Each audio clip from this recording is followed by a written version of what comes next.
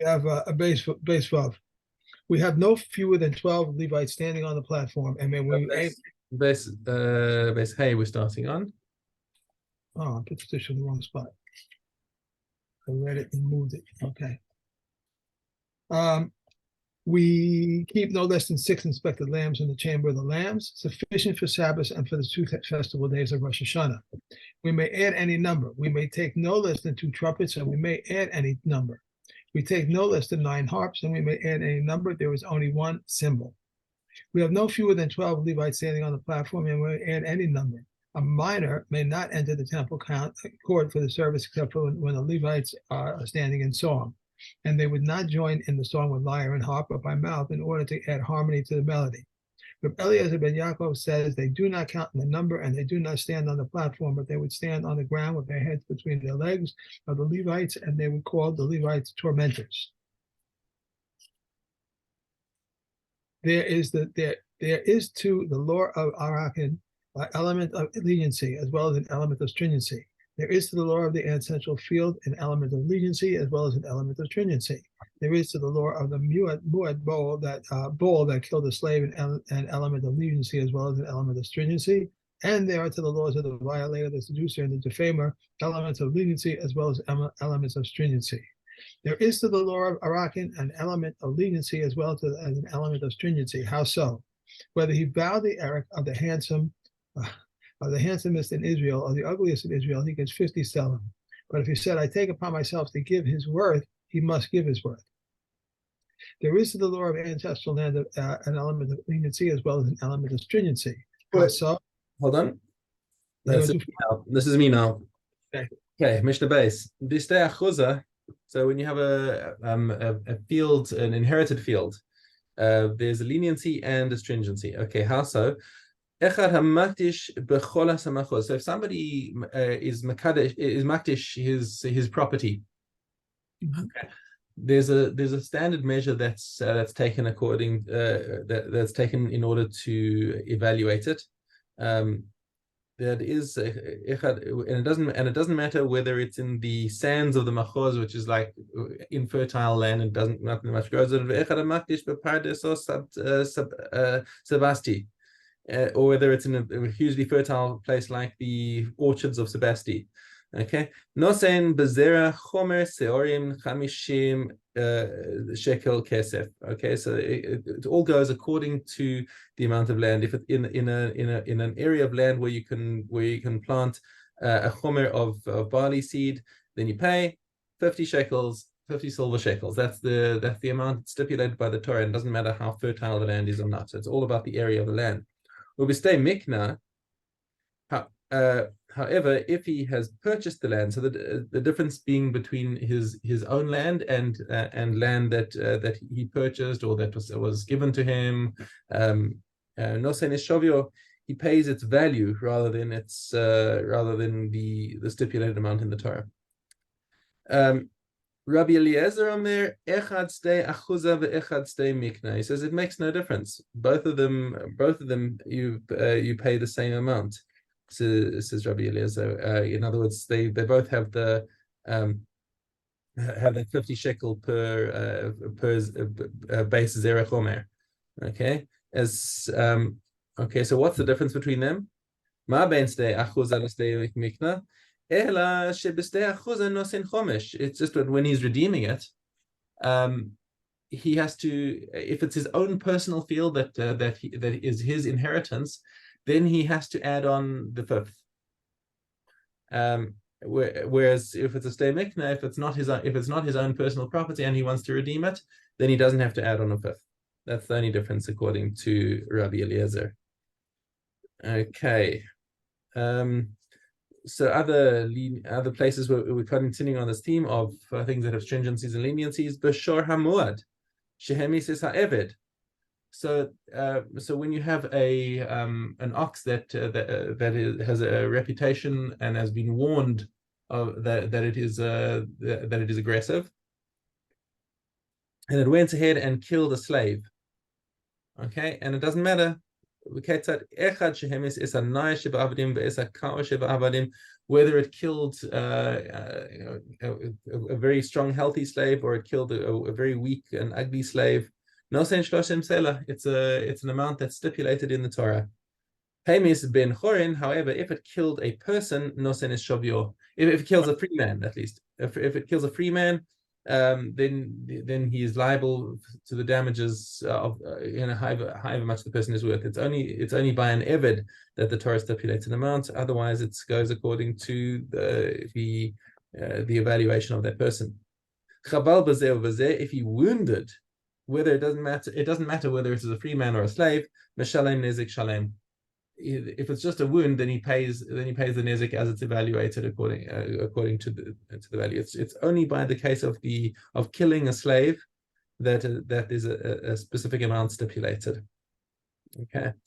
Also by the ones mafate, a man who seduces or rapes a girl, he has a fine of 50 shekels. Okay. It doesn't matter lenient or stringent.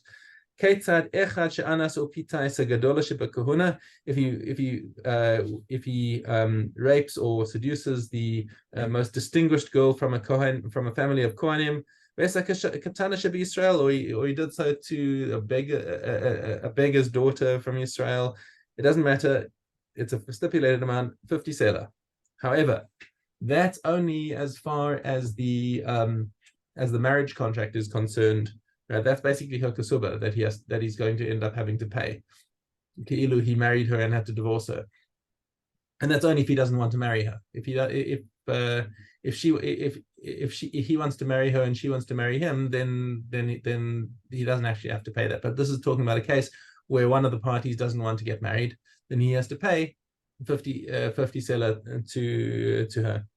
Okay. 50 selah for that action seems very little. Doesn't seem like a... Well, it's the same as a kasuba, because a selah is 4 zuz, right, so that's 200 zuz.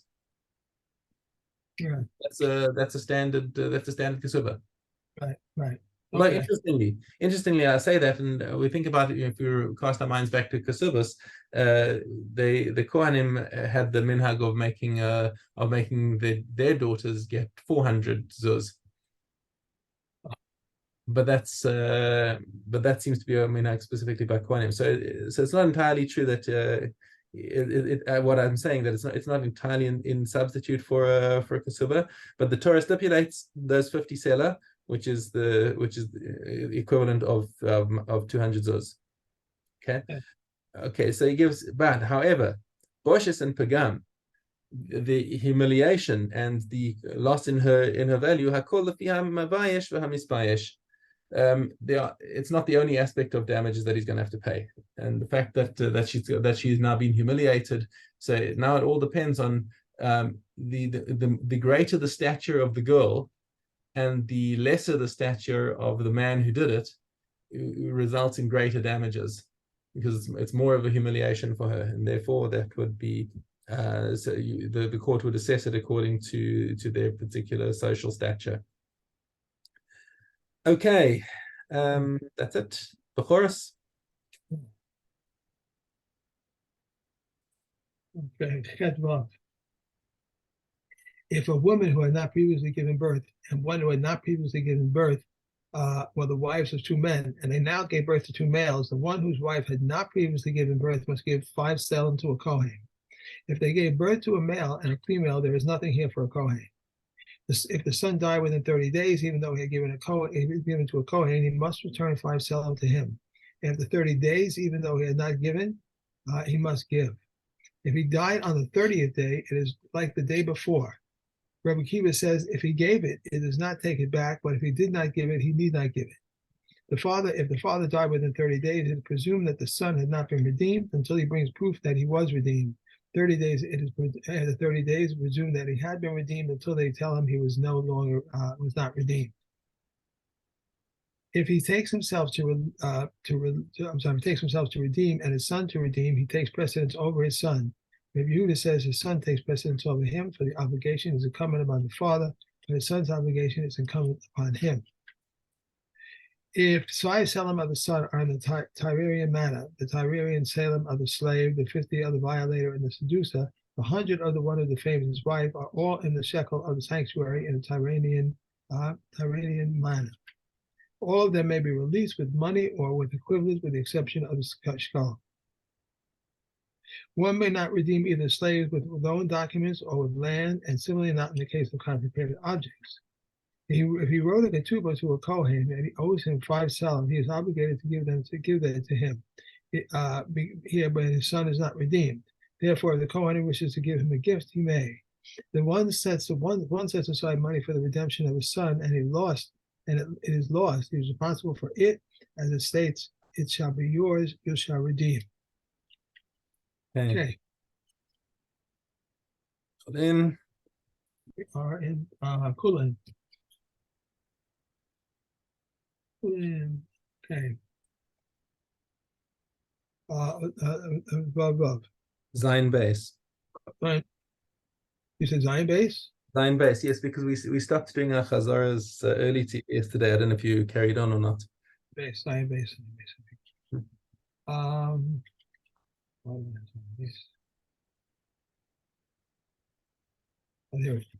One may send a Gentile a thigh with the sinew of the thigh inside, because it's discernible.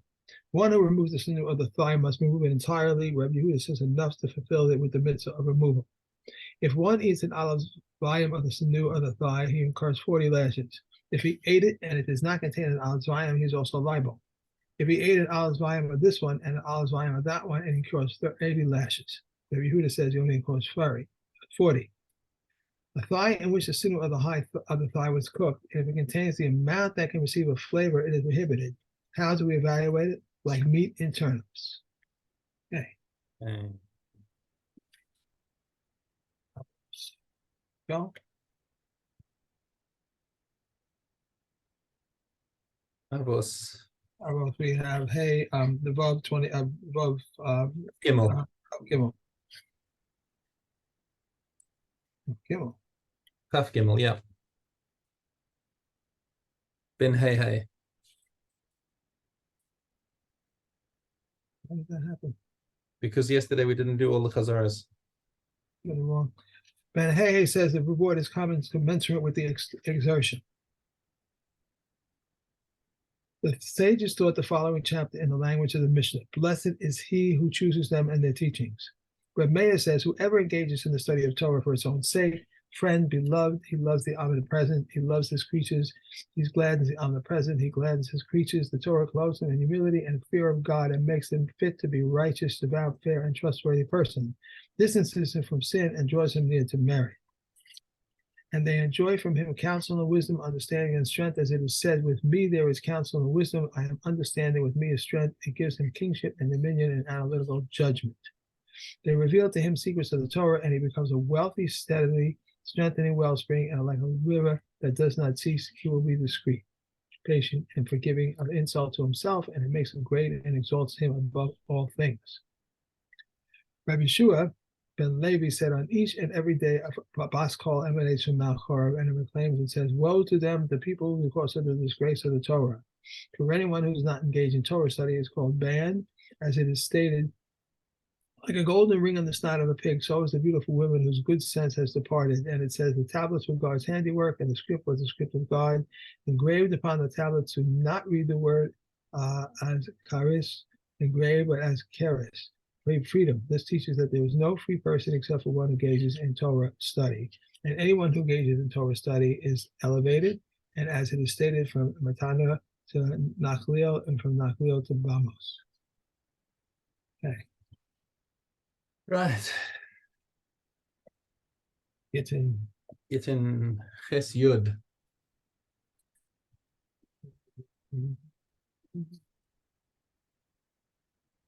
Okay. A bold get may be completed by anyone. These are the words of Reb Nanas. Rabbi Akiva says no one may complete it except relatives who are qualified to testify elsewhere. What is a bold get? Anyone whose bindings are more than its witnesses. If one divorced his wife and said to her, "You are permitted to every man except so and so," if Eliezer permits her, the sage's power prohibit her. What shall he do? He must take it from her and give it to her again, and say to her, "You are permitted to every man." And if he wrote inside it, although he subsequently erased it, it's void.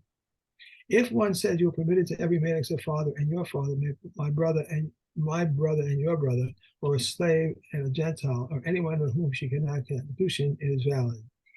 If he said, "You are permitted to every man except if she was a widow, to the Kohen Gadol, or if she was a divorcee or Palutza, to an ordinary Kohen, or if she was a Mamzeres, or a Nissanite to a regular Jew, or if she was the daughter of a regular Jew to a Mamzer or a Nissanite, or to anyone with whom she can have kedushin, even illicitly, it is void."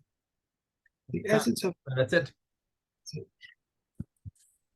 And Shabbos Yud Ches Aleph.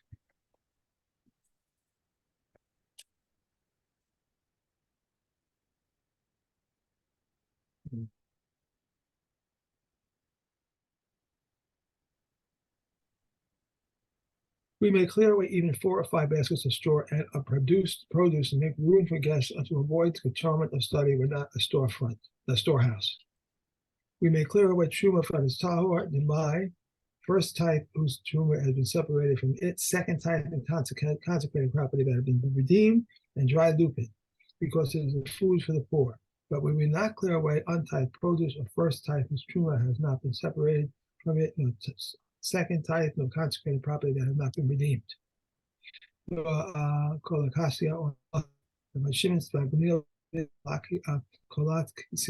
Since it is food for the ravens.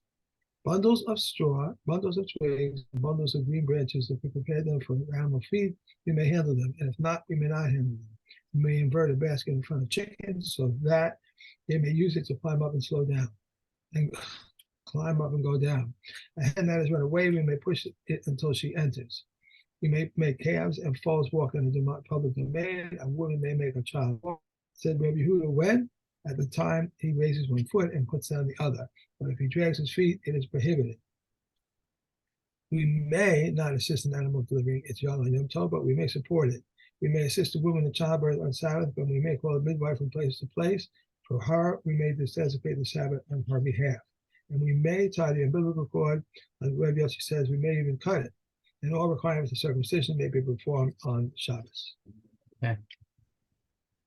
And the Horus.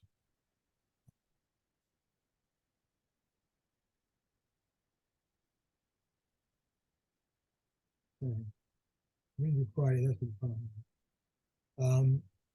Chedvav. Lion. Ches Hay. Hey. Yeah. The wife of Aretz entered the house of a Chavir in order to bring out his son, daughter, or animal. Everything in the house is tahor, since he entered without permission. They stated a general rule concerning taharas. Any item designated as food for a human is tamai until it becomes unfit, even as food for a dog. But anything that is not designated as food for a human is tahor until he designates it for a human. How so? If a pigeon fell into a vat and he intended to bring it up for a Gentile, it is tamei. Tamei for a dog. No, Kame. If it's for a dog, then it's tahor. Tamei for a dog, it is tahor. Rabbi Yochanan ben Nun rules it tamei, and the deaf mute one who is mentally deranged or a minor had intent, it is tahor. If he raised it up, it is tamei, for they have been an act of not, but they have an act but not intent. If the outside of the utensils become tamei through contact with tamei liquids, Reb Eliezer says they can convey tumah to liquids, but they cannot render foods unfit. The Yeshua says they can convey tumah to liquids and they can render foods unfit. Shimon, the brother of Azariah, says neither this nor that, and the liquids that have become tamei from the outside of the utensils convey tumah to one which can be then rendered another one unfit. Thus, this one says, that which conveys tumah to you cannot convey tumah to me, yet you can convey tumah to me. Okay, that's it. Sorry, I was a little bit behind today, so yeah, sorry. No worries. Okay. Enjoy. And I'll see you. Cheers.